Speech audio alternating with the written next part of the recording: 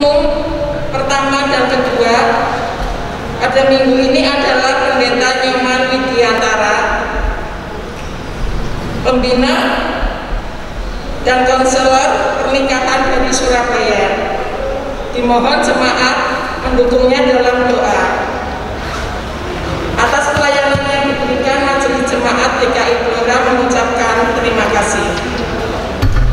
Persekutuan Komisi Usia Lanjut DKI Blora akan dilaksanakan pada hari Senin 19 Oktober 2020 pukul 5 sampai 6 sore, tempat di gedung DKI Blora. Dimohon kehadiran seluruh warga usia lanjut dalam persekutuan ini dan jemaat dimohon mendukungnya di dalam doa.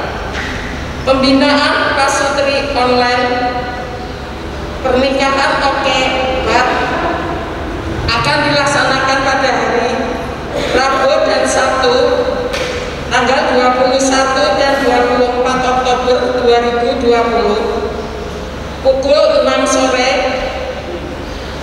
Sumber channeling YouTube oleh Pendeta Yakub Susabda. Dimohon jemaat dapat mengikuti dan mendukungnya dalam doa. Pemahaman Alkitab anak sekolah minggu online akan dilaksanakan pada hari Jumat 23 Oktober 2020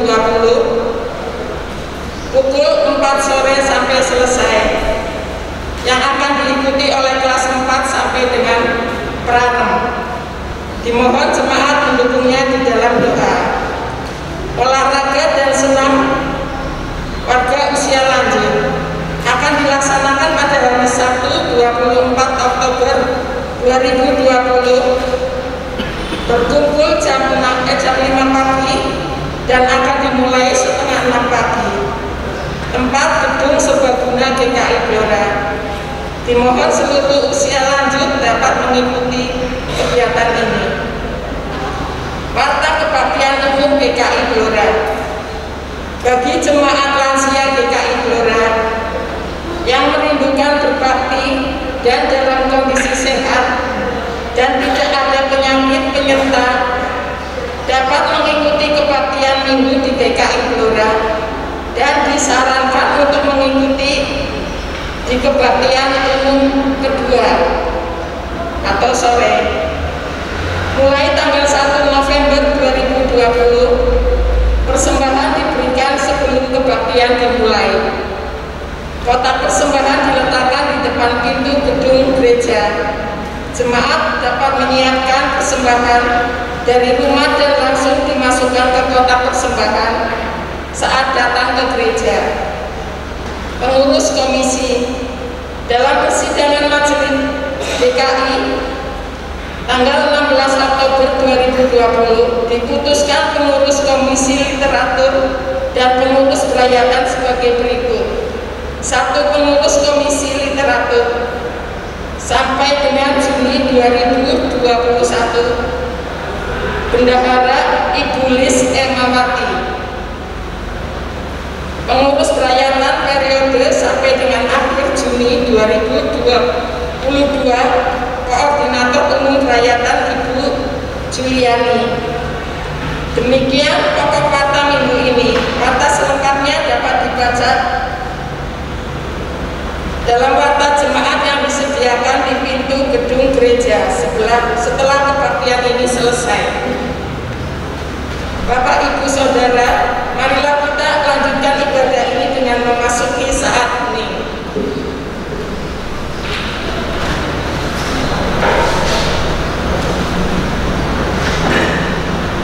Sejak pada semulanya Allah menciptakan dunia ini dengan cinta. Ia menginginkan agar yang diciptakannya hidup dalam kasih, saling memelihara, menopang dan melengkapi. Cinta adalah kehidupan. Karena cinta kita hidup dalam damai sejahtera Allah. Cinta bukan sekedar kata. Cinta adalah tindakan. Dari tindakan yang penuh cinta, kita melihat wajah Allah yang mencintai kita. Betapa indahnya kehidupan keluarga yang penuh dengan cinta. Betapa indahnya jika suami dan istri hidup penuh dengan cinta. Betapa bahagianya orang tua dan anak membangun kehidupan dengan cinta yang mereka miliki, dan betapa hangatnya jika dunia ini hidup dalam cinta. Namun hidup adalah sebuah perjalanan, dalam suka maupun duka, sehat maupun sakit, gagal maupun berhasil. Tindakan cinta di setiap perjalanan itu. Jangan-jangan cinta telah hilang, yang tersisa hanyalah rutinitas belaka. Datanglah kepada Sang Yang Maha Cinta, agar cinta kasih-Nya melimpah kita bersama keluarga. Rumah persilakan berdiri, kita menyanyikan PKJ 262 Seindah Siang Sinar Terang. Seindah siang di sinari terang,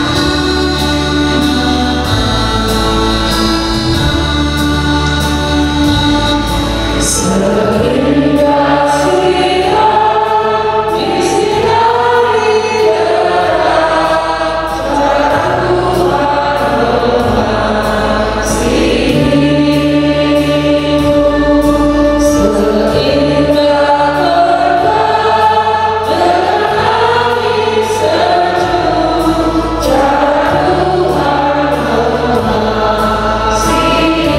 angin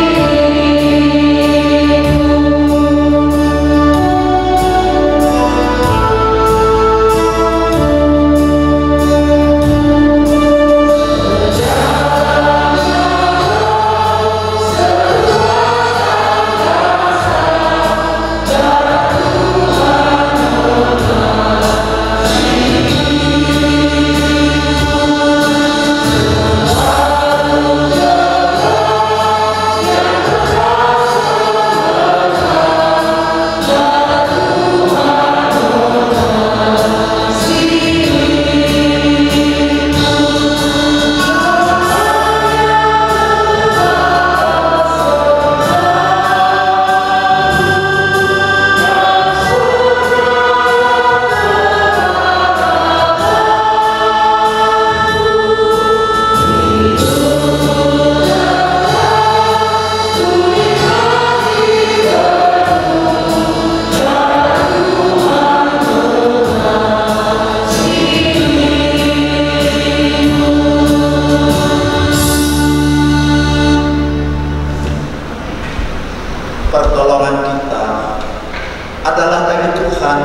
yang menciptakan langit dan bumi.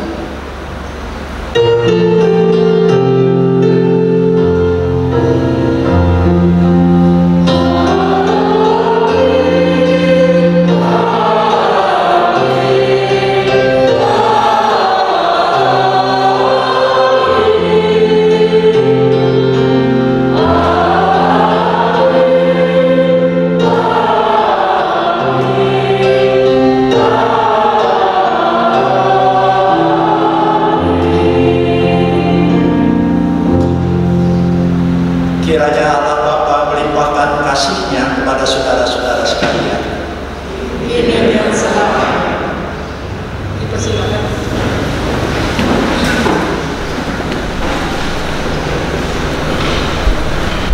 Dari mana datangnya cinta? Dari mata terbuka hati. Begitu indahnya cinta, sehingga setiap orang menginginkan dirinya dicintai dan mencintai. Keluarga membutuhkan cinta.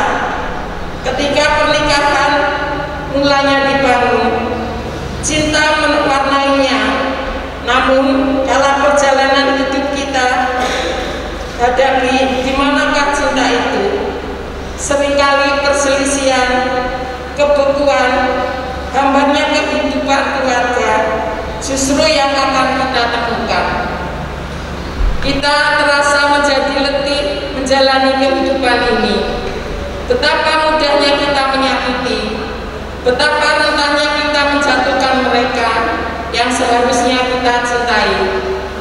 Oleh karena itu, melalui kebaktian bulan keluarga saat ini, kita diajak untuk tidak hanya merasakan kembali gelora cinta. Tidak cukup pula kita hanya merefleksikan kembali makna cinta dalam kehidupan pernikahan kita. Kita diajak untuk melatih kembali cinta yang kita miliki. Walaupun langkah hidup kita tertatih-tatih, cinta akan menguatkannya sehingga pada kesudahan kita di dunia ini, bagaimanapun pergumulan diri kita dan keluarga kita, marilah kita datang kepada Tuhan. Hadirkanlah Dia dalam perjumpaan kita dengan bersama-sama orang-orang yang kita cintai dan keluarga, sehingga keluarga kita senantiasa berpusat kepadanya.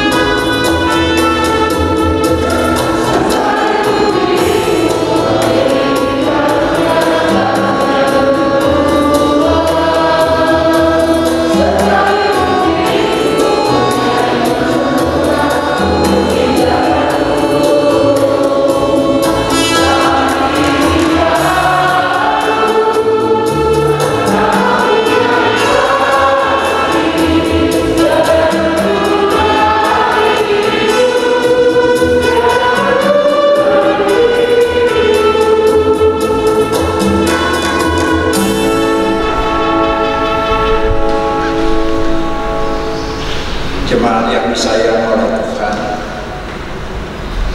marilah kita sekarang mengambil waktu untuk teduh sejenak.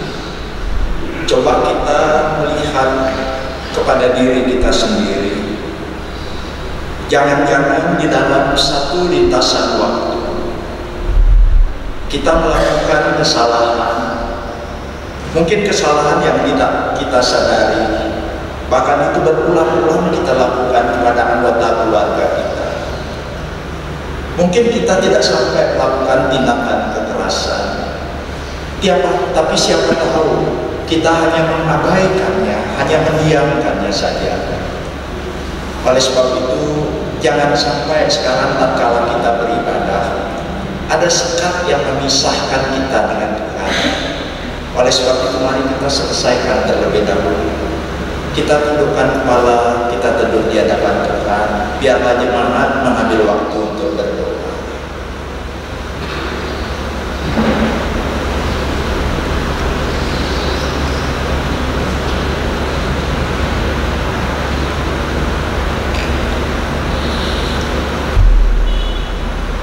Allah yang Maha Tahu, Engkau tahu sesungguhnya di dalam hati kecil kami menyayangi anggota keluarga kami, bahkan kami mengasihi juga saudara-saudara seiman yang lain. Namun faktanya, apa yang kami tidak kehendaki, itu yang kami perbuat, itu yang kami katakan. Ada kalanya kami gagal, ya Tuhan, untuk mendemonstrasikan kasih-Mu. Ada kalanya kami gak mampu mengolah emosi kami, lalu kami mengucapkan kata-kata yang begitu tajam bak pisau, melukai hati orang-orang yang mendengarkannya, terutama anggota keluarga kami. Barangkali ada juga kesalahan-kesalahan di mana kami tidak melakukan apa yang harus kami lakukan. Dan sayangnya itu berulang-ulang kami lakukan. Kami takut Tuhan itu menjadi sekat yang memisahkan kami dan Kau, yang membuat kami tidak bisa merasakan lagi hadirat-Mu di dalam kehidupan ini. Itu sebabnya Tuhan, sebelum kami lebih lanjut beribadah kepada-Mu, berkenan kiranya Engkau di dalam kasih karunia dan kemurahan-Mu boleh membasuh kami yang kotor ini Tuhan, boleh menyucikan kami yang najis ini Tuhan, boleh membenarkan kami yang salah ini Tuhan, boleh melayakkan kami untuk ada di hadirat-Mu Tuhan. Kami mengakui dan memohon pengampunan ini hanya di atas satu nama, yaitu Yesus, yang sangat mengasihi dan menyayangi kami. Amin.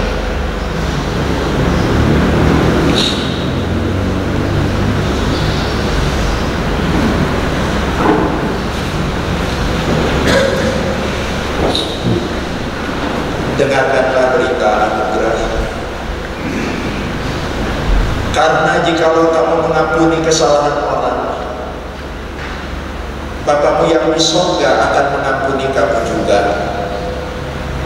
Tetapi jikalau kamu tidak mengampuni orang, Bapa-Mu juga tidak akan mengampuni kesalahanmu. Diambil dari Matius pasal yang ke-6 ayat 14 sampai 15.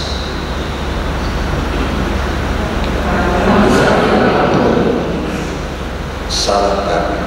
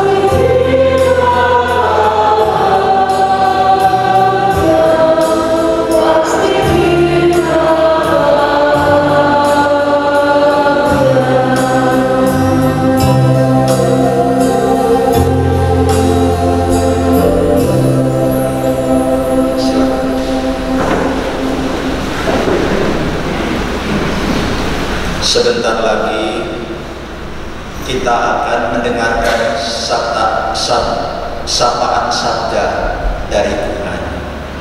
Dan untuk itu kita akan memohon agar Roh Kudus sendiri yang boleh memberi pada kita pencerahan, agar kita boleh mengerti apa yang kita dengar dan melakukan apa yang kita mengerti.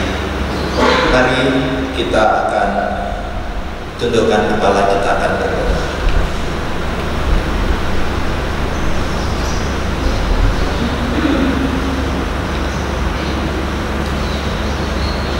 Bapa Sang Firman hidup,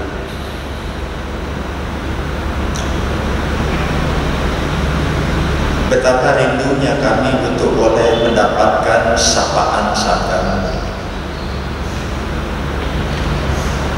Oleh sebab itu, sebentar tatkala sabda dibacakan, sabda diberitakan, biarlah Roh Kudus sendiri yang boleh menjadi guru agung buat kami, yang mengajar kepada kami semua. Walaupun apa yang kami dengar mungkin nyaris membuat kami bosan, tapi kalau Kau memperdengarkan kembali buat kami, barangkali memang ada sesuatu yang kurang. Kurang bukan karena kurang tahu, tetapi kurang melakukan apa yang kami tahu. Oleh sebab itu berfirmanlah kepada kami, berbicaralah kepada kami. Dalam nama Tuhan Yesus kami berdoa. Amin. Adapun firman pada pagi hari ini bertemakan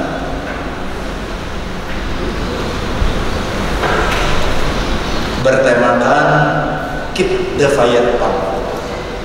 Itu artinya memelihara agar bara kasih atau bara cinta itu tetap menyala. Adapun ayat firman Tuhannya diambilkan dari kitab Kidung Agung, kitab yang barangkali jarang sekali jemaat dengarkan, baik pembacaannya maupun khotbahnya. Tetapi sekarang saya mau mengajak jemaat untuk boleh belajar kitab Kidung Agung pasal yang ke-8, mulai dari ayat yang ke-5 sampai dengan ayat yang ke-7. Kitab Kidung Agung pasalnya yang ke-8, mulai ayat yang ke-5 sampai dengan ayat yang ke-7. Dengarkanlah begini bunyi firman Tuhan. Siapakah dia yang muncul daripada gurun, yang bersandar pada kekasihnya? Di bawah pohon ampel kubangunkan kau, di sanalah ibumu telah mengandung kau, di sanalah yang mengandung dan melahirkan kau. Taruhlah aku seperti meterai pada hatimu, seperti meterai pada lenganmu. Karena cinta kuat seperti maut, kegairahan gigi seperti dunia orang mati. Nyalanya adalah nyala api, seperti nyala api Tuhan. Air yang banyak tak dapat memadamkan cinta, sungai-sungai tak dapat menghanyutkannya. Sekalipun orang memberi segala harta benda rumahnya untuk cinta, namun ia pasti akan dihina. Yang berbahagia jemaat, mereka yang bukan hanya mengerti apa yang didengar, tetapi melakukan apa yang dimengerti. Haleluya.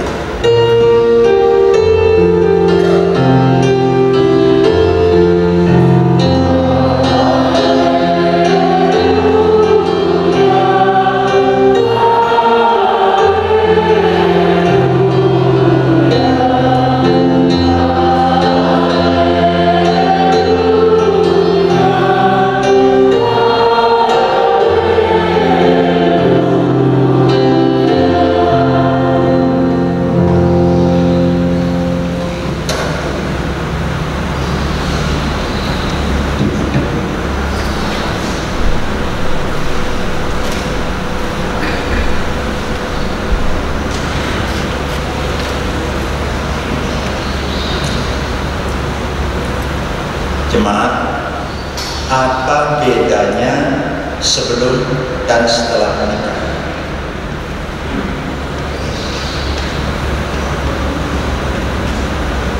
Apa bedanya? Kalau jemaat tanya kepada pelukis, barangkali dia akan mengeluarkan sebuah gambar satu pemandangan pegunungan yang bagus sekali. Dan pelukis itu mengatakan, sebelum menikah seperti ini, dari kejauhan indah, rasanya ingin berlari cepat-cepat ke situ, lalu bisa sampai di tempat itu. Lalu kemudian dia mengangkat gambar yang kedua. Gambarnya apa? Ternyata gambarnya itu hutan belukar. Ternyata ada tebing-tebing.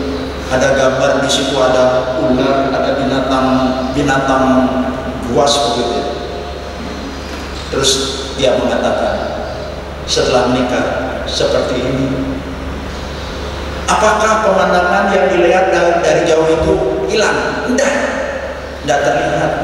Tapi kalau sudah menikah, kayak orang di bongkolnya gunung itu, di kakinya gunung itu. Jadi yang dilihat itu apa? Tebing, kemudian juga pohon besar, itu binatang-binatang buas. Apa bedanya sebelum dan setelah nikah? Kalau jemaat ketemu sama penyair, barangkali dia akan bersyair seperti ini. Kalau aku bunganya, kamu tangkai, aku loh nggak akan bisa mekar kalau nggak ada kamu. Aku juga nggak akan bisa bertengger kalau nggak ada kamu yang menopang. Kalaulah aku ini ikan, kamu kolamnya yang membuat aku bergerak leluasa meliuk-liuk. Kalau nggak ada kolam, aku mati. Kalau aku kena COVID, kamu vaksinnya. Pasti aku mati kalau nggak ada vaksinnya itu.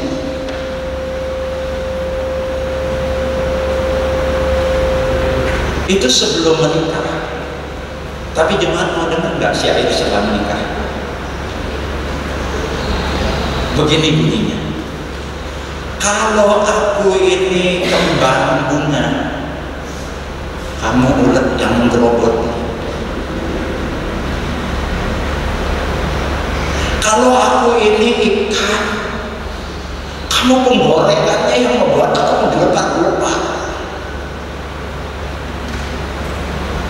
Kalau aku kena COVID, kamu OTG-nya, kamu membawa virusnya. Nah, coba perhatikan. Sebelum menikah, itu serba cocok.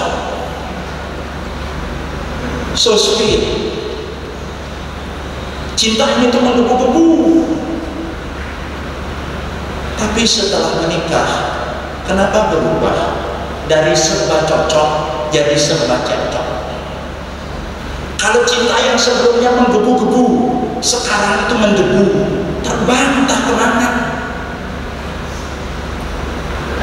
Bukankah kita semua yang sudah menikah punya pengalaman bagaimana sebelum menikah cinta kita begitu luar biasa? Kita selalu ingin ada di dekatnya. Kalau kita mau pulang rasanya tuh kecepatan. Waktu itu berlalu begitu cepat. Tapi kenapa setelah menikah rasanya kalau dekat itu loh gak enak sekali. Gak ada omongan yang mau disampaikan. Makan berhadapan pun bisa diem, di kamar pun bisa gak ngomong. Gak ada, kayaknya habis kata-kata yang mau dibicarakan. Padahal dulu waktu pacaran jadi orang-orang atau undung banyak yang dibicarakan. Kenapa bisa sampai seperti itu? Apa sih penyebabnya?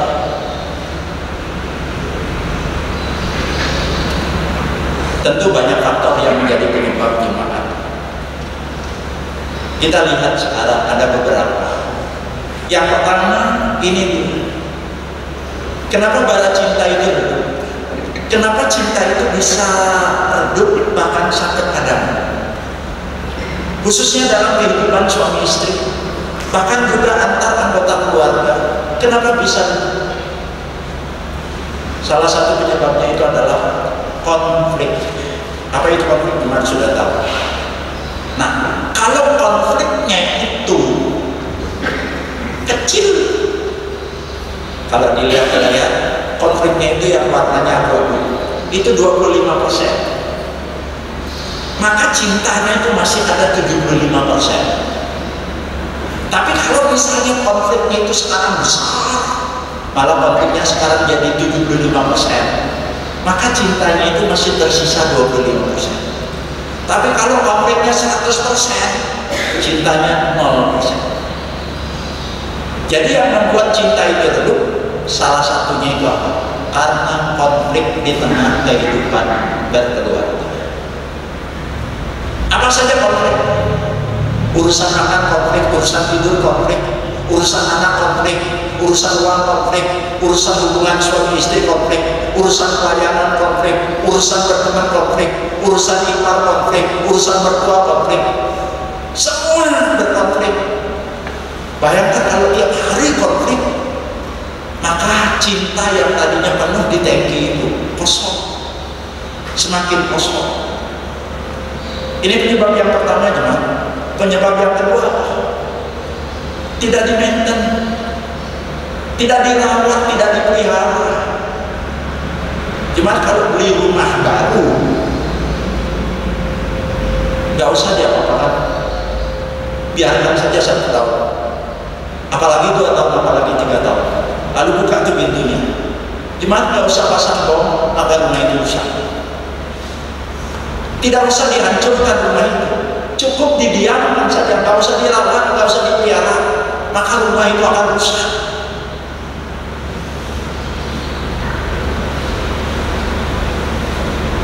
Wah,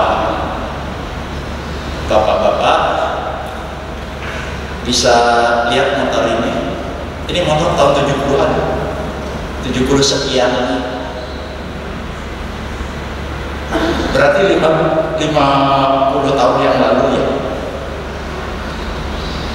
Sekarang harganya kalau ada motor seperti ini itu mahal sekali. Kenapa? Karena motor ini dirawat. Tahunnya boleh setengah abad, usianya boleh tua, tetapi motornya dirawat. Karena dirawat bagus dia, si bisa hidup, si bisa jalan. Onderdilnya ada yang memang harus diganti, tapi masih ada yang orisinil, yang besar-besar. Kenapa? Karena dirawat. Tapi coba lihat gambar ini. Ini moge gimana? Motor gede gimana? Tapi saking banyak punya, lalu ada yang tidak dirawat, lo akhirnya sampai kayak gitu gimana? Begitu juga kalau relasi suami istri tidak dirawat, ya akhirnya ya rusak.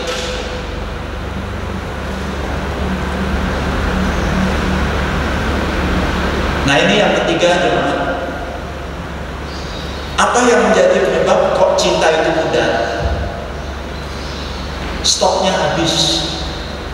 Kalau misalnya diibaratkan seperti mobil, ada tangki, ada BBM di dalam tangki itu. Jadi mobilnya terus dipakai begitu ya. Akhirnya BBM-nya itu habis, stoknya itu habis. Dalam urusan mobil itu biasa lumrah kok. Nah, dalam kehidupan pernikahan, konflik itu juga tidak tabu, kadang-kadang dipakai oleh Tuhan untuk mendewasakan kita. Tapi kalau sampai misalnya terus menerus, maka bisa empty, kasih itu bisa kosong. Tapi penyebab kekosongan itu banyak selain daripada urusan konflik. Kekosongan itu bisa disebabkan karena apa? Ada kebutuhan emosi yang tidak terpenuhi. Kita semua punya perasaan, lebih-lebih ibu-ibu. Nah, pada waktu ibu-ibu tidak mendapatkan apa yang dibutuhkan, kebutuhan emosinya berupa kasih dan sayang tidak diberikan. Kenapa begitu? Karena ada kalanya suami sibuk kerja, ada kalanya merasa setelah menikah diculno. Toh sudah menikah, saya sudah dapat, nggak akan lari kemana-mana. Ya sudah, nggak dirawat. Terus kemudian dibiarkan begitu, sibuk dengan urusan kerjaan karena memang harus kerja, sibuk dengan urusan hobi, bahkan sibuk juga atas nama pelayanan, tapi keluarga nggak dirawat. Itu sebabnya ada kekosongan. Sebaliknya laki-laki juga punya kebutuhan. Sebagai suami istri ada kebutuhan jasmani.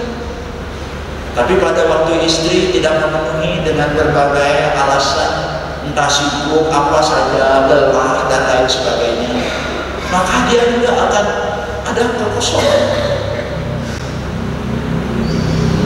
Kekosongan yang berikutnya bisa jadi karena apa?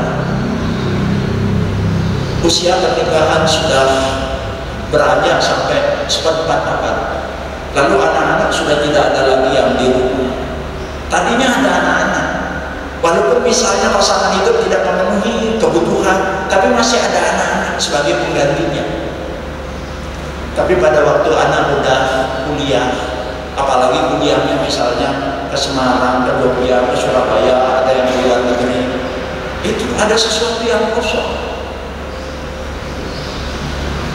Orang tua yang tadinya kita rawat, yang bisa juga menyayangi kita, kalau ada apa, lihat wajah kita aja, loh ada apa?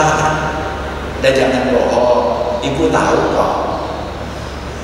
Tapi orang tua yang biasanya nyapa kita seperti itu, nanya seperti itu, pada usia pernikahan kita seperempat abad, barangkali orang tua itu sudah dipanggil pulang ke rumah bapak. Jadi anak nggak ada, yang di atas juga nggak ada, sehingga ada kekosongan di dalam kehidupan kita. Nah, pada waktu ada kekosongan seperti itu, tak kalah kasih itu betul-betul tergerus, tangki itu kosong. Kosong itu berbahaya gimana? Kalau perut kita kosong, masuk angin. Kalau tangki kasih kita kosong, itu pada waktu ada orang lain yang menggoda. Kalau ibarat pohon ada hama yang menyerang. Di dalam kehidupan relasi Pak Sutri itu ada pihak lain, entah pria idaman lain, entah wanita idaman lain. Itu mulai menggoda, dan itu akhirnya apa? Limbung. Kalau sampai misalnya walaupun tidak sampai berselingkuh, tapi menikmati hubungan, akhirnya apa? Dengan yang bersangkutan mulai bersemi cintanya, tapi kepada pasangan hidup sendiri semakin redup, semakin hilang. Mulai dari apa? Dari itu stoknya habis. Nah, jemaat, pasti masih ada penyebab-penyebab yang lain. Kenapa cinta itu bisa pudar? Tapi apapun penyebab cinta yang pudar itu, sekarang saya mau mengajak jemaat untuk bersama-sama belajar dari firman Tuhan, dari kitab Hidup Agung. Secara keseluruhan itu konteks jauhnya, tetapi secara dekat itu dari ayat-ayat yang tadi saya bacakan buat kita sekalian. Nah, kita mulai dari yang pertama. Apa yang harus dilakukan kalau cinta itu redup? Ini mantu saya yang buatin PowerPoint-nya. Papa mau pelayanan ke Blora? Iya. Wah, satenya enak nih katanya begitu ya. Terus dia buatin ini orang manggang sate. Alasannya kenapa? Iya, kalau orang manggang sate, satenya tuh nggak matang. Kalau apinya pun nggak nyala. Apinya nyala kalau dikipasi terus.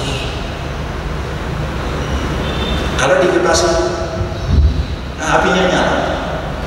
Kalau berhenti dikipasi, apinya bisa padam. Dalam konteks kehidupan berkeluarga suami istri, kipasi yang dimaksud itu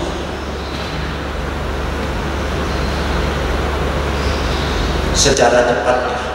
Ini nanti Bapak Ibu boleh baca yang saya omongkan, ada di dalam pasal 1 sampai pasal 8. Disirami dengan apa? Yang pertama dengan kata-kata pujian. Rambutmu bagaikan kambing yang turun dari pegunungan Gilead. Wow, ya, jadi rambutnya dipuji begitu ya. Itu artinya rambutnya itu bagus, bergelombang gitu. Matamu bagaikan merpati, tulus, nggak ada kebohongan. Pipimu molek, merah walaupun tidak pakai pewarna, juga bukan karena aku gebukin. Turun lagi ke bibir, bibirmu tipis bagaikan tali kirmisi. Apa itu tali kirmisi ya? Tipis, seksi maksudnya, nggak bawel. Terus kemudian masuk ke dalam, gigimu bagaikan kawanan domba yang baru selesai dicukur, rapi, rata, maksudnya nggak kayak gigi saya. Udah gitu turun lagi, lehermu bagaikan menara Daud. Apa itu menara Daud? Ya, Daud itu kan perang terus kerjaannya. Itu menaranya kalau digantungi senjata, gitu, sama-sama leher digantungi kalung kira-kira begitu.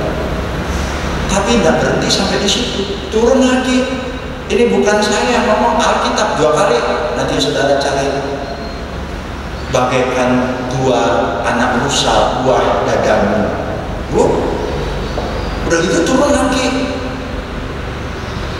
Pusatmu bulat bagaikan cawan. Turun lagi. Kakimu bagaikan tiang-tiang marmer putih. Nah jemaat, coba perhatikan. Semua yang saya omongkan itu tadi, itu bukan buatan saya. Itu ada di dalam kitab Kidung Agung. Nanti jemaat baca, itu tersebar dari pasal 1 sampai pasal 8 jemaat. Itu bayangkan aja ya, kalau tiap hari ya pasangan kita itu dipuji seperti itu, bukan hanya diomongin terus, tapi dipuji, diapresiasi, maka tangki kasihnya itu akan penuh. Kalaupun misalnya ada kurang-kurang, nanti diisi lagi, penuh.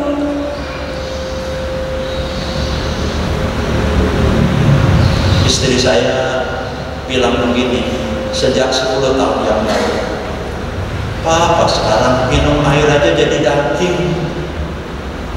Saya tanya, apa maksudnya? Sekarang adik tambah gemuk, katanya begitu ya. Minum air aja jadi daging.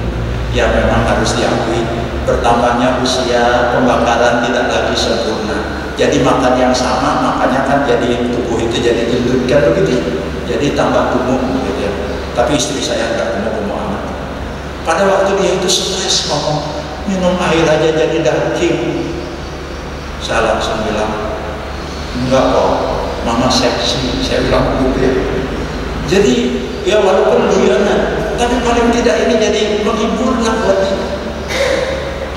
Dia bikin makanan saudara, bantu saudara.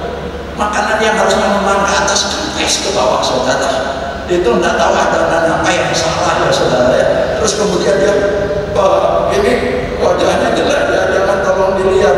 Udah tak lihat, wajahnya memang kempes. Tapi coba tak rasain. Oke punya, nggak apa-apa, nanti bapak makan. Itu membuat dia itu apa? Nggak apa-apa untuk buat, nanti coba lagi. Hal lain lagi, apa yang bisa dilakukan? Berikan servis yang baik. Apa maksudnya servis yang baik? Berikan pelayanan. Di dalam pasal yang kelima ayat yang ke-6 bunyinya begini, kekasihku, kubukakan pintu. Kubukakan pintu kekasihku. Ini simbol daripada aktivitas pelayanan. Oh, Pak Nyoman nggak usah ngomong, nggak usah apa.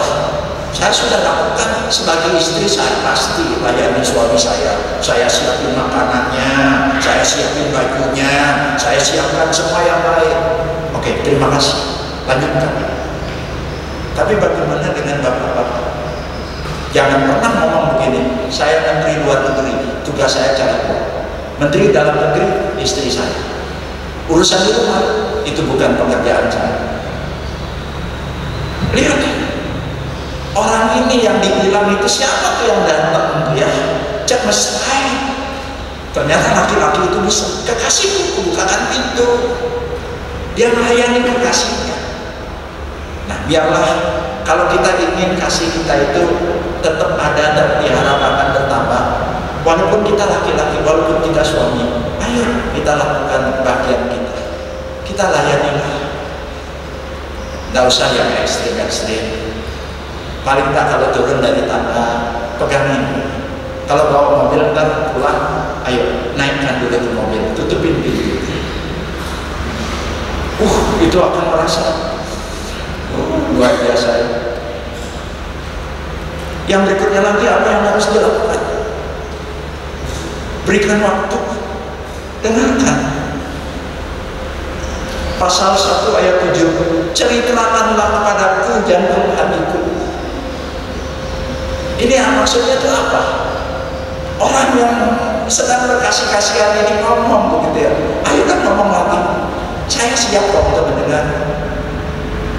Gimana harimu hari ini? Mungkin malam-malam sebelum tidur jangan dihabisi hanya nonton TV, hanya pegang HP terus cacem terus. Stop tuh TV-nya, taruh tuh HP-nya, gak akan pernah habis ceritanya itu. Coba dengerin. mau disyukuri, apa yang saya boleh dengar, apa yang boleh didoakan. Tanyakan, sesederhana itu. Yang berikutnya lagi, apa yang harus dilakukan? Hadiah. Pasal 5 ayat 1, aku datang pengantinku, aku datang Dinda, kukumpulkan mur dan rempah-rempah. Ini apa? Dia kumpulin mur, dia kumpulin rempah-rempah. Kalau sekarang itu hadiah, lalu dia bawa kepada bininya. Hadiah memang tidak harus kita berikan setiap saat, sering-sering, tapi ada momen-momen tertentu. Ayo kita hadiahi pasangan hidup kita pada hari ulang tahunnya, atau nggak usah menunggu ulang tahun. Ada momen-momen tertentu, ayo hadiahi sesuatu.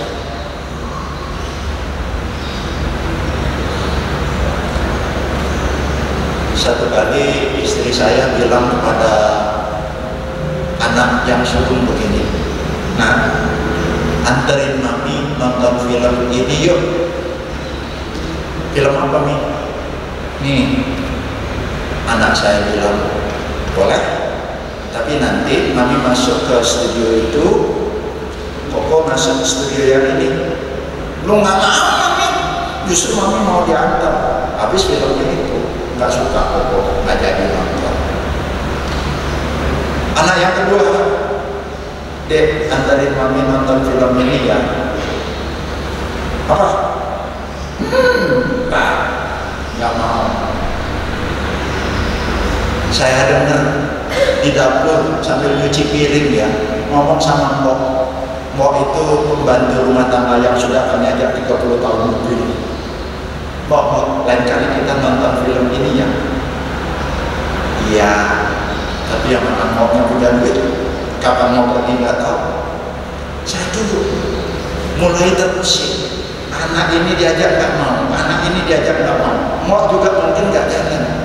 Sebenarnya nonton film itu dosa apa sih? Nggak dosa. Filmnya ini masuk ke gedung bioskop juga nggak dosa kok. Saya nggak suka, tapi saya ingin istri saya dapat hadiah. Kalau memang itu menyukakan buat dia, ya saya tanya anak, nah bagaimana caranya kalau mau nonton film ini? Ya Bapak beli kercis. Ya gimana caranya? Ya nanti sampai di situ, ya beli aja tiketnya. Nanti dikasih tempat duduk itu ya. Begitu caranya. Ya udah. Saya nggak mau ngomong sama istri saya. Ya, saya seperti biasa ada hari off dalam satu minggunya satu kali. Seperti biasa kalau udah hari off, selain makan pasti ke toko buku Gramedia. Nah setelah masuk di toko buku Gramedia, saya bilang sama istri saya, maaf ya, Papa mau pipis. Padahal maksudnya itu mau beli tiket, gitu. Biar nggak bohong, sengaja ke toilet dulu ya, kencing dulu, walaupun hanya sedikit. Setelah itu cepat-cepat beli tiket dan masuk. Lari lagi ke toko buku. Udah jamnya mau nonton ini, istri saya masih tetap lihat dia buku. Tak giniin, wah langsung dia tahu gitu. Ayo. Mau kemana? Ke atas. Ayo sudah ke atas. Naik satu lantai. Mau makan apa? Karena dari lantai itu ke atas itu lantainya food court. Mau makan apa? Nggak makan. Yuk, kalau nggak makan, kenapa kok kesini? Naik satu lagi. Loh, itu 21. Iya, kita mau nonton film apa? Cinderella. Saya bilang begitu. Wah, belum tentu dapat tiket. Saya keluarin, cereng, saudara ya. Istri saya langsung giginya merah, bukan karena saya berhubungnya, karena dia shock, saudara. Saya suaminya 25 tahun udah nggak masuk gedung bioskop, saudara. Sekarang tiba-tiba suaminya itu, kok Papa bisa mau nonton? Ya, Papa mau kasih hadiah buat Mama. Ayo kita nonton selama di dalam gedung bioskop, saudara. Mata saya tuh ngantuk sekali, saudara. Kenapa anda tertarik filmnya dia? Saya berusaha untuk menyenangkan dia. Saudara bayangkan, saya nggak hobi masuk gedung bioskop, nggak hobi. Apalagi filmnya seperti itu, hati saudara. Tapi karena istri saya, ya saya mau kasih aja. Uangnya nggak mana? Saya lupa 30.000 atau berapa, saudara. Berduanya 60.000 tak. Tapi senangnya dia udah naik. Ya, hadiah itu memang tidak harus mahal. Tapi biarlah hadiah itu pada waktu diserah terimakan, pasangan kita merasa saya diperhatikan, saya bisa. Itu yang paling penting. Nah, masih ada satu lagi. Selain memberikan hadiah, mari kita tambahkan terus tangki kasih itu dengan apa? Dengan ini, sentuhan. Sentuhan. Ayatnya di mana? Banyak di mana? Pasal 1 ayat 2, aku mencium kau dengan kecukupan.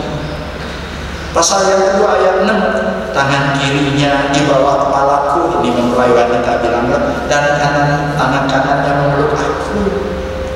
Kemudian di dalam pasal 3 ayat 4, ku pegang dan tidak kulepaskan. Itu semua 3 ayat yang saya bacakan itu berkaitan dengan urusan menyayangi dengan cara mengelus, menyayangi dengan cara membelai. Bukankah ada di antara bapak ibu yang pada waktu kecil, ibu kita itu tidak usah ngomong banyak, cukup dengan pegang kepala kita, cukup dengan pegang pundak kita, cukup dengan menepuk kita, kita udah merasa disayangi. Bapak kita waktu itu nggak kaya, nggak bisa memberikan uang, tapi bapak kita menundukkan kepala, angkatin jempol, tepuk, terus kemudian dia peluk. Itu membuat kita rasa sayang.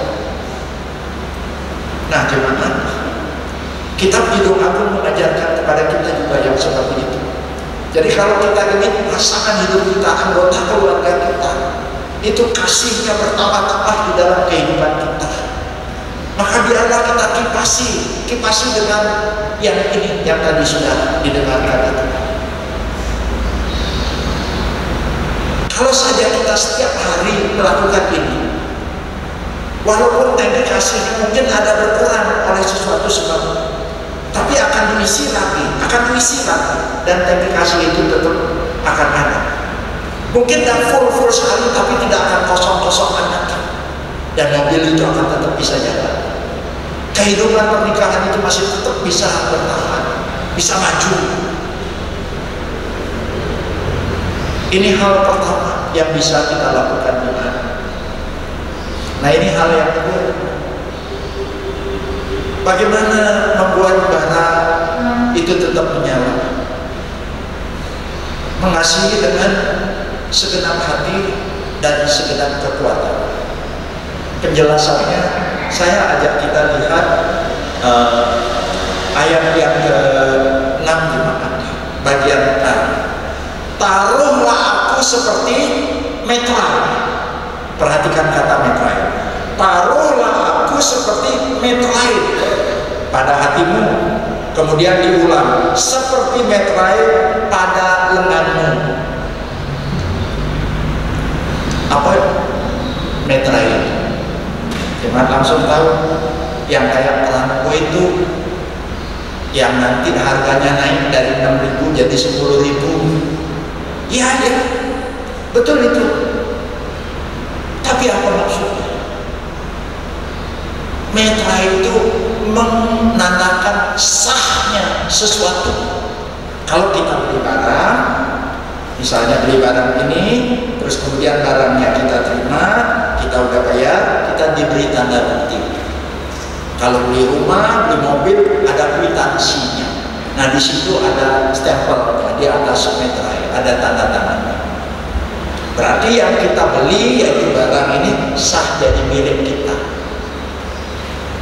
Jadi meterai itu mensahkan sesuatu, entah itu kepemilikan atau yang lain-lainnya. Pada waktu orang ini mengatakan, taruhlah aku seperti meterai pada hatimu. Ini aku, silakan miliki aku, taruh aku di hatimu. Ini aku, silakan miliki aku, peluk aku dengan sekuat tenagamu. Hati itu ada di dalam, lengan itu ada di luar. Tolong, kau sudah mengambil keputusan untuk meminang aku, menikahi aku. Sekarang tolong, cintailah aku, luar dalam. Jangan hanya luarnya saja. Lengan, saudara, di dalam Alkitab itu sering untuk menunjukkan keperkasaan. Ada kalanya lengan Tuhan teracung, itu maksudnya kekuasaan Tuhan menghukum. Tapi tangan Tuhan terangkat, itu memberkati. Jadi tangan itu untuk menunjukkan apa? Kekuatan. Jadi yang dimaksud di sini sekarang kalau dikaitkan dalam kehidupan suami istri, bukankah kita yang sudah menjadi suami istri, suami itu sah menjadi milik istri, istri itu sah menjadi milik suami. Sejak kapan? Sejak berdiri di altar Tuhan, terus sejak mengucapkan janji nikah, sejak bapak pendeta atau ibu pendeta menentangkan tangan, terus kemudian mulai dari sekarang kau sudah sah menjadi satu. 2 lembar kertas yang sudah direkam, berarti betul-betul sekarang sama-sama saling memiliki. Kalau kita betul-betul memiliki, bukankah secara alamiah seharusnya kita terpanggil untuk menyayangi yang kita miliki? Kecuali kalau kita memilikinya dengan gampang. Kalau kita memperoleh barang berdarah, kita kadang-kadang kurang sayang sama barang itu. Tapi kalau kita bayarnya mahal barang itu, dapatnya susah, maka kita itu akan menyayangi, akan merawatnya, bukan? Akan menjaganya, bukan? Kita akan melindunginya, bukan? Segala upaya kita lakukan untuk apa? Untuk bisa menjaga, jangan sampai barang itu rusak. Nah, kalau di dalam kehidupan kita ada konsep yang seperti itu, maka itu yang akan menolong sehingga kita itu betul-betul bisa menjalani kehidupan pernikahan, dan kita akan terus berupaya. Sesulit apapun, sesakit apapun, kita akan tetap berjuang. Yesus membayar saudara dan saya bukan dengan emas, bukan juga dengan perak, tapi dengan darahnya yang melewati sebuah pengorbanan yang luar biasa. Dicemeti, berdarah-darah, dihina, diludahi, tapi Yesus tidak pernah berhenti untuk menebus saudara yang dikatakan nanti akan menjadi mempelai Kristus. Dengan sekuat tenaga, Yesus tetap menjaga saudara dan saya, seperti menjaga biji matanya. Tatkala kita sebagai domba yang sesat, Yesus mencari. Tatkala kita terluka, Yesus membopongnya, membawa pulang, terus kemudian memolesnya, mengobatinya, menghiburnya. Itu yang Yesus lakukan. Saya tahu, kalau mengandalkan kemampuan diri sendiri untuk mengasihi pasangan hidup kita, ada kalanya bisa, tapi sesekali atau seringkali nggak bisa. Apalagi kalau misalnya kita dikhianati oleh pasangan hidup kita, bagaimana kita bisa mengasihi? Apalagi kalau pasangan hidup kita tidak melakukan kewajibannya, tidak menafkahi kita, tidak memberikan uang makan, malah timbul hutang, bikin hutang di mana-mana, dan kolektor datang terus mencari. Bagaimana kita bisa mengasihi yang seperti itu? Bagaimana kita bisa mengasihi suami yang mengkhianati kita? Dari diri kita sendiri, kita tidak pernah punya kemampuan. Karena memang kita ini manusia yang begitu lemah, tidak akan pernah mampu. Itu sebabnya kita baru bisa kuat, baru bisa dengan sepenuhnya kalau kita menerima kasih dari Yesus. Kalau ngipasinya udah tangan ini capek. Lihat di gambar itu. Bagaimana caranya biar bara itu tetap menyala? Pakai apa gimana? Kipas angin. Tapi menyalakan kipas angin itu kalau nggak dicolokkan ke sumber strum. Kipas itu tidak punya kemampuan untuk hidup on dari dirinya sendiri, tidak bisa. Kipas itu baru bisa hidup kalau dia mendapatkan sumber energi, sumber kekuatan, strum, clock, baru di on kan dia nyala. Nah begitu juga dengan kita. Kita tidak akan mampu mengasihi luar dalam, mengasihi dengan segenap kekuatan dan tenaga kita dari diri kita sendiri.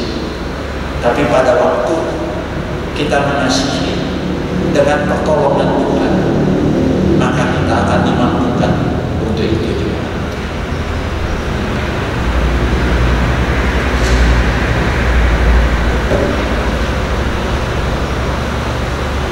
Ini bulan Oktober, tanggal 31 Oktober akan diperingati sebagai Hari Reformasi. Salah satu tokoh reformator itu namanya Martin Luther. Siapa namanya istrinya gimana? Catherine.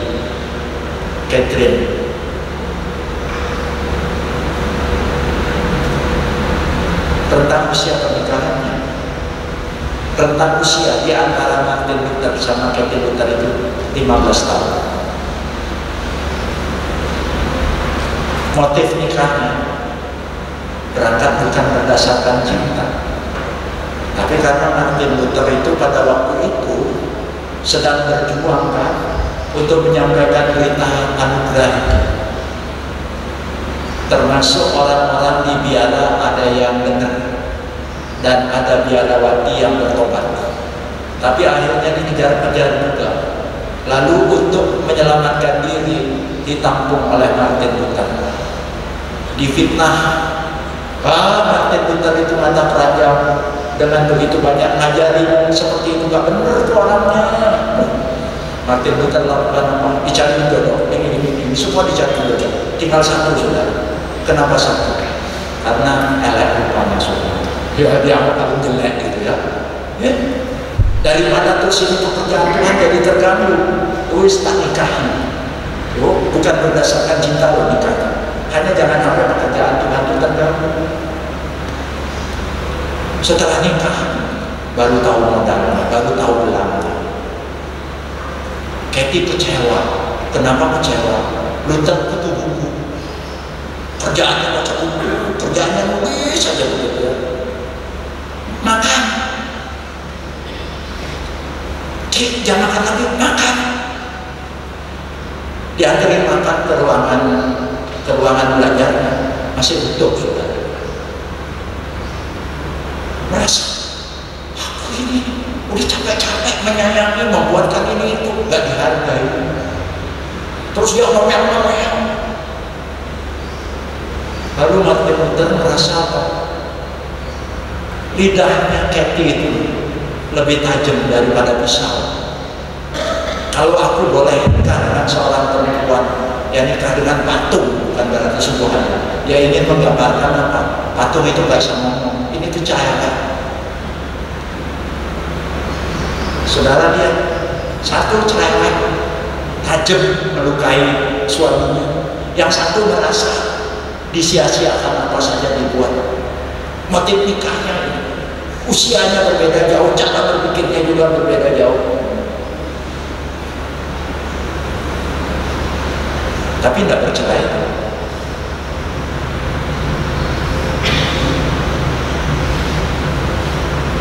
Luther pernah bilang begini, andai kata Cathy ditutur dengan negeri Prancis, aku tidak akan menukarkannya. Andai kata Cathy ditukar dengan Venice, kota yang unik, kota di atas air, aku juga tidak akan melepaskan. Padahal dia ngomong cerai, tapi aku tetap menyayanginya karena dia istri, dia baik kepada aku. Pada waktu Luther sakit,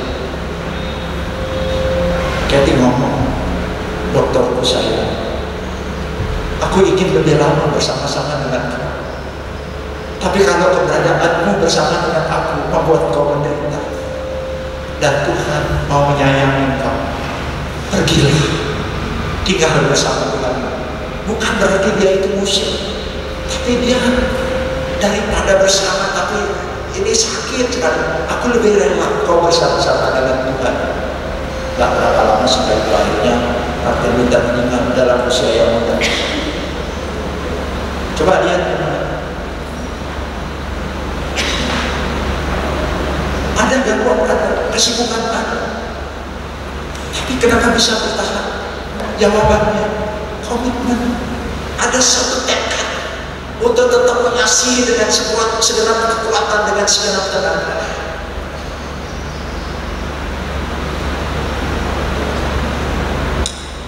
Hasilnya gimana?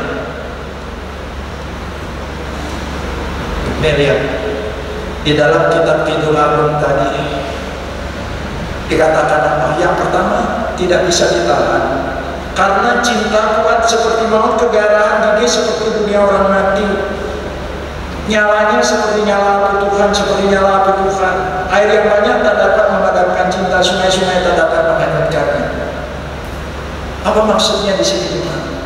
Kalau yang tadi itu di atas itu tadi, yang sebelumnya itu tadi itu dipraktekkan, hasilnya itu seperti itu.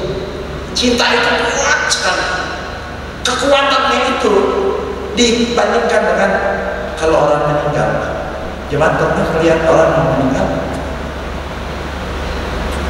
Dokter itu lakukan pakai alat itu, segala upaya. Maksudnya untuk nahan jangan orang itu meninggal, tapi itu meninggal.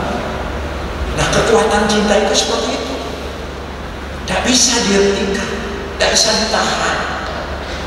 Dikatakan seperti nyala api. Oh, makin gede api itu makin susah dipadamkan. Seperti itu juga. Terus dikatakan di bagian terakhir, sekalipun orang memberi segala harta benda rumahnya untuk cinta, namun dia pasti akan dihina. Andai kata seorang suami sudah mengasihi istrinya, suami itu misalnya bangkrut, karena pandemi ini bangkrut, belum dapat pekerjaan baru, orang nggak mau terima karena apa? Mau bayar berapa orang itu, jadi nggak bisa kerja, walaupun sudah bangkrut. Lalu istri itu digoda oleh mantan pacarnya dulu. Nah, kalau kamu jadi yang mampu, kamu nggak kere kayak gitu. Sekarang itu pasanganmu udah kere. Udah, apa yang diharapkan lagi? Kamu mau nggak balik? Walaupun aku udah menikah, aku tak cerai lagi. Kamu balik anakku, aku jadi kamu minta apa tak kasih.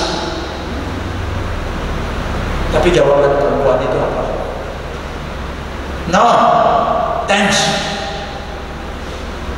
Kalau bahasanya saya, nggak usah.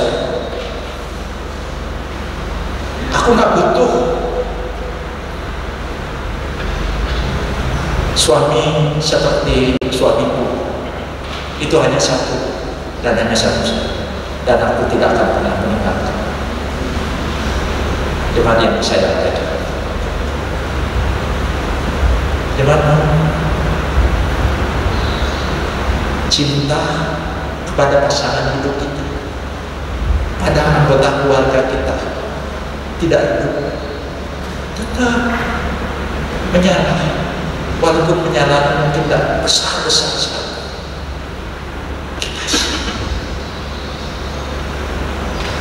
Kalau capek nih kasih, terimalah kekuatan dari Tuhan. Hanya bersama dengan Tuhan kita akan mampu. Mari kita dengarkan.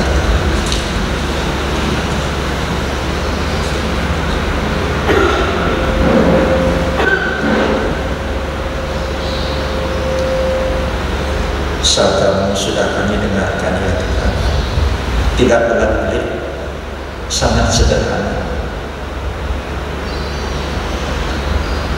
Tapi melakukan tidaklah semudah mendengarkan. Itu sebabnya kami mohon ya Roh Kudus, kami yang lemah ini membutuhkan kuat kuasa-Mu. Tolong mampukan kami untuk mengimasi cinta kasih kami.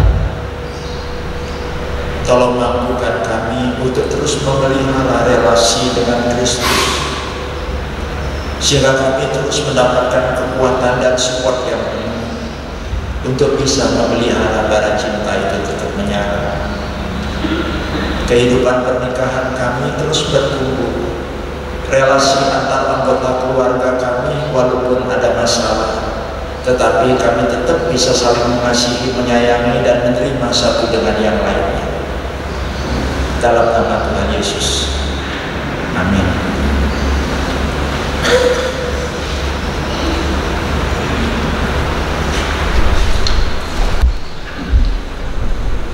Silakan berdiri.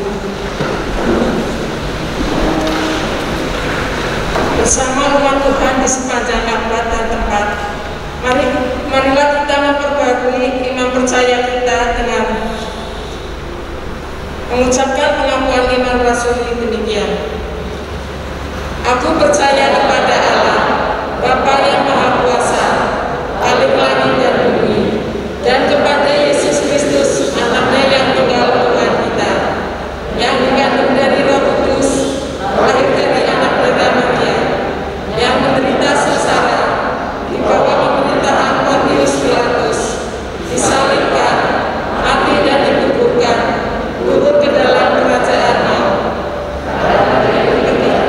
bangkit mulai dari antara orang mati, naik ke surga, duduk di sebelah kanan Allah Bapa yang Maha Kuasa, dan dari sana Ia akan datang untuk menghakimi orang yang hidup dan yang mati. Aku percaya kepada Roh Kudus, gereja yang kudus dan am, persekutuan orang kudus, pengampunan dosa, kebangkitan orang mati, dan hidup yang kekal. Amin. Dipersilakan untuk berdoa.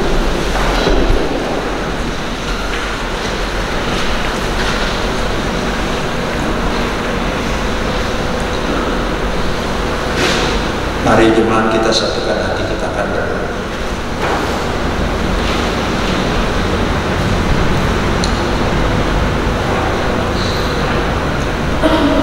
Kami mengaturkan terima kasih. Firman-Mu menegur, tapi sekaligus menumbuhkan harapan. Kami bisa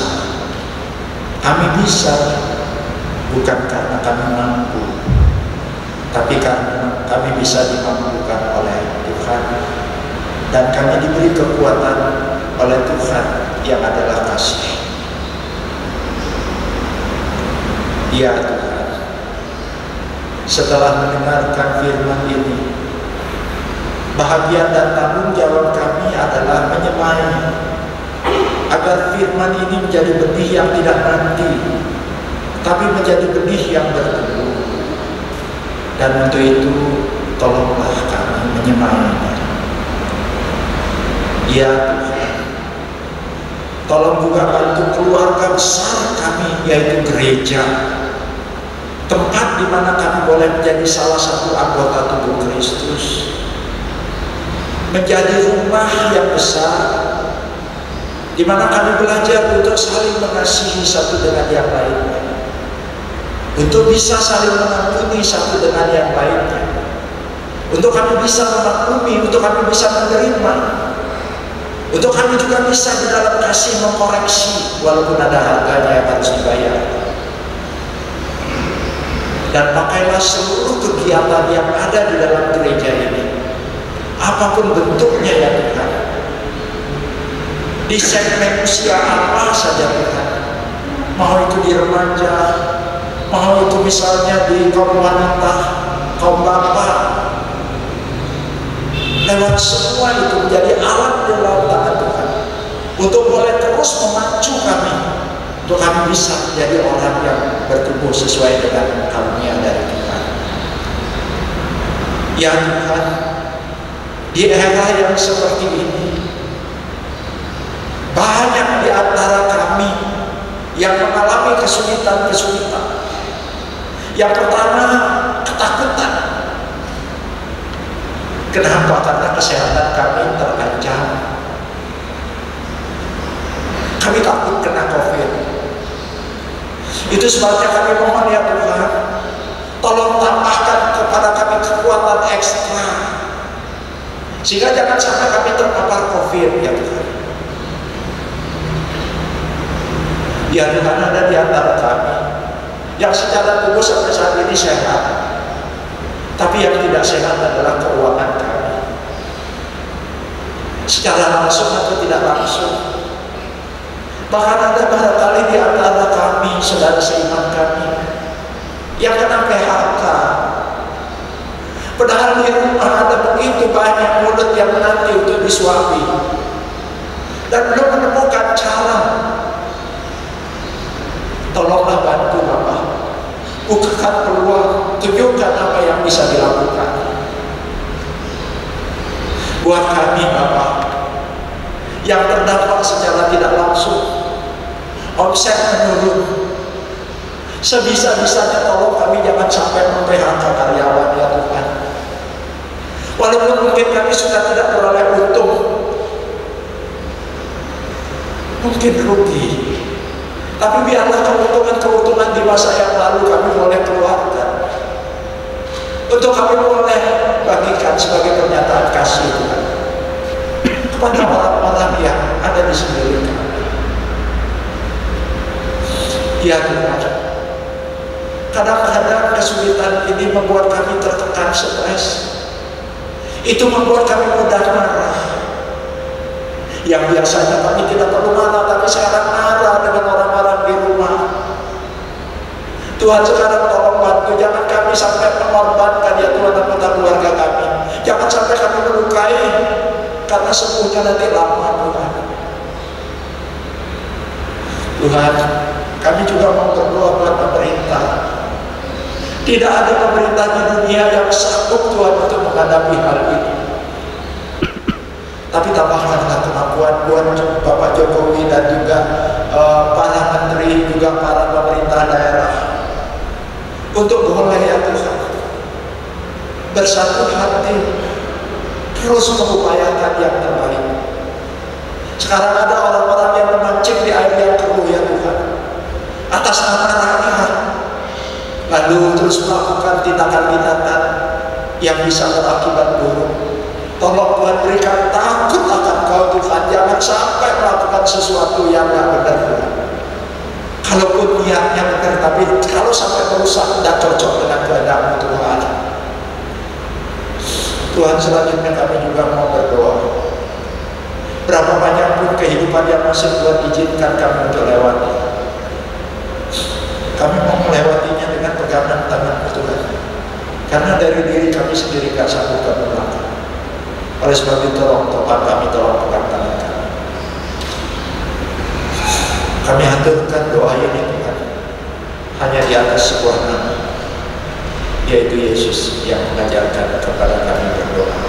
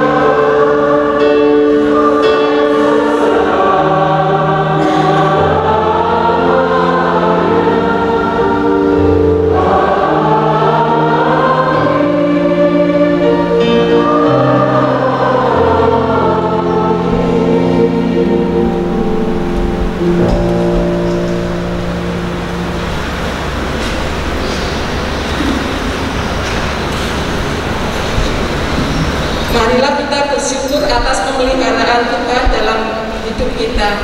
Rasa syukur ini akan kita wujudkan dalam bentuk persembahan. Seraya memberikan persembahan, marilah kita mengingat firman Tuhan yang akan kita baca bersama-sama dalam Kolose 3 ayat yang ke-17.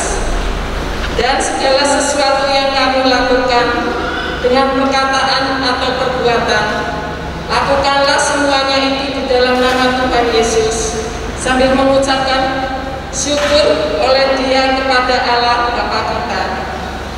Akan ada 2 kotak yang tersedia, kotak hitam untuk kebutuhan rutin gereja, kotak merah untuk dana bantuan pengembangan jemaat GKI Klasis Semarang.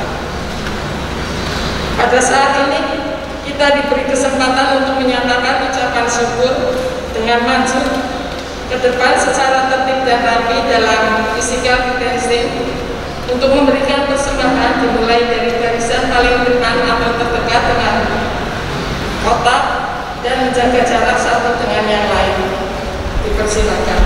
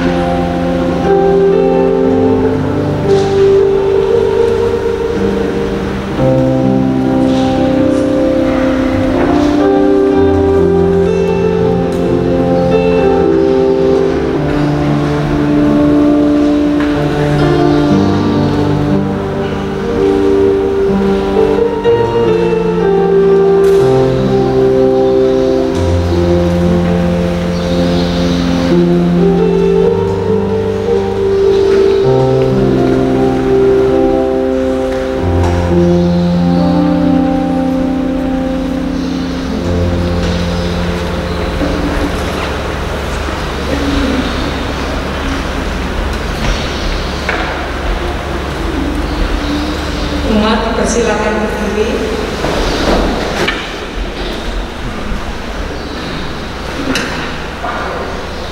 Marilah kita bersyukur di dalam doa. Bapa yang baik, kami mengucap syukur atas anugerah yang telah Kau limpahkan kepada kami. Saat ini kami membawa persembahan syukur kami.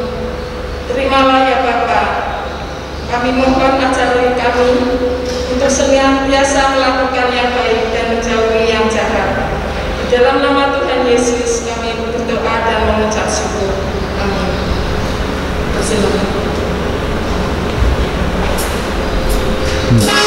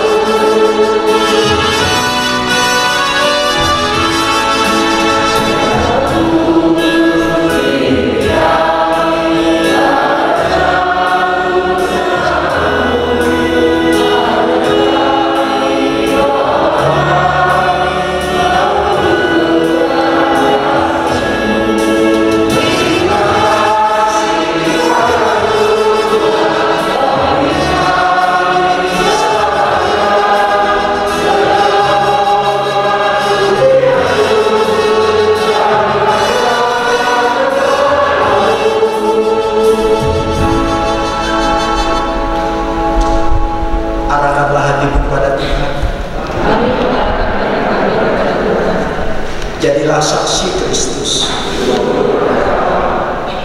Terpujilah nama Tuhan. Kini terimalah berkat dari Tuhan, Allah sumber pengharapan, memenuhi saudara dengan segala sukacita dan damai sejahtera dalam iman saudara, supaya oleh kekuatan Roh Kudus saudara berlimpah-limpah dalam pengharapan. Haleluya.